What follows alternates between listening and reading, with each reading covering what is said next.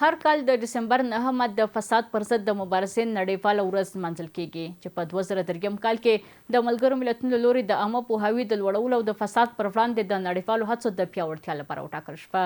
د 2024 او 25 کلونو لپاره ځانګړی تمرکز د ځوانانو پر ونډه او مشرتابه دی. همدارنګه د اسلامي امارت چارواکي وایي چې د اداري فساد سره مبارزه د دوی له لومړیتوبونو ده او په تیرو 4 کلونو کې جدي اقدامات ترسره شوي دي چې د فساد کچه صفر ته نږدې کړې ده. د 2024 او 2025 کلونو لپاره د ملګرو ملتونو له لوري د فساد ضد نړیوال ورځ د ځوانانو د ونډې او مشرتابه تر سوري لاندې نمانځل کیږي. هر کال د ډسمبر 9 د فساد پر ضد د مبارزې نړیوال ورځ ده.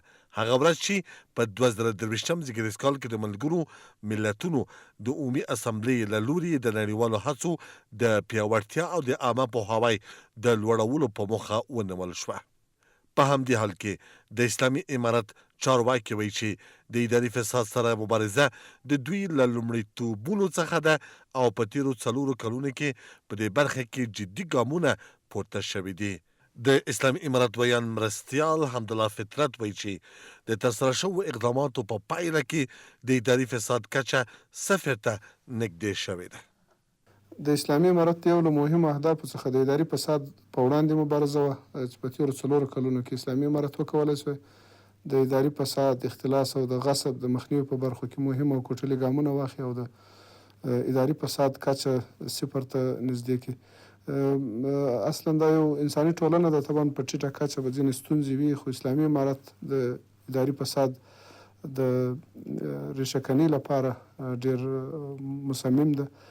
د چارواکو په وینا د فساد ضد هڅې د شفافیت د ټینګښت، د ادارو د فعالیت د ښه والي او د خلکو باور د لوړولو لپاره مهمې ګڼل کیږي. د اسلامي امارت ویان مرستیال وایي هیڅ چا ته اجازه نه ورکوي چې اداري فساد ترسره کړي. د اسلامي امارت ویان مرستیال په وینا ټول اداري او کارکوونکي مکلف دي چې د شفافیت او رښتینولۍ اصول رعایت او د فساد هر ډول هڅه جدي وڅارل شي. او دا اوس دستي د ټولو اداري پروسیجرونو د ساده کولو پروسه جریان لري او امید په لنډ راتلونکي کې دغه پروسې انتهایی ساده سي او خلک وکولی سي په اسانه شکل خپلې اداري چارې مخې ته یوسي. په دغسې اداري فساد کې ښکیل کسان او د غصب کې ښکیل کسان د اسلامي امارت له لوري نیول سوي دي، عدلي او قضایي ارګانونو ته معرفي سوي دي. اسلامي امارت هېچا ته اجازه نه ورکوي چې هغه په ادارو کې فساد وکړي، بډې واخلي او یا هم د دولت یا د عامو خلکو ځمکې غصب کړي.